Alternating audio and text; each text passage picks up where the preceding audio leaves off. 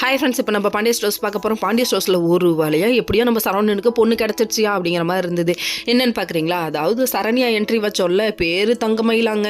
நம்ம தங்கமயில் தான் நம்ம சரவணனோட பேராக இருக்க போகிறாங்க.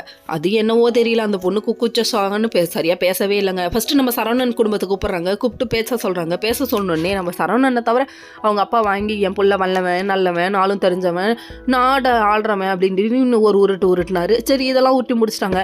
அடுத்து வந்துட்டு சரண்யா ஃபேமிலியை கூப்பிட்றாங்க. சரண்யா ஃபேமிலியை கூப்பிட்டதுக்கு அவங்க ஒரு பக்கத்து உருட்டுறாங்க. அவங்க பொண்ணு பற்றி உருட்டி முடிச்சாச்சா, 2 பேருக்கு பிடிச்சிருக்கா, சரி 2 குடும்பத்தையும் வச்சு பேசிடலாம் அப்படின்னு முடிவு பண்ணி ஸ்டேஜுக்கு கூப்பிட்றாங்க.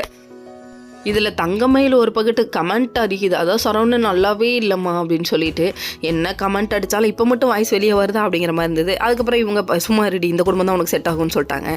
அது மட்டும் இல்லைங்க, மீனாக ஒரு பக்கத்து இது புரியாமல் அந்த பொண்ணு பாரு பையனையும் நம்ம சரவண மாமாவே வெறிக்க வைக்க பார்க்க என்னையா நடக்குதுங்க.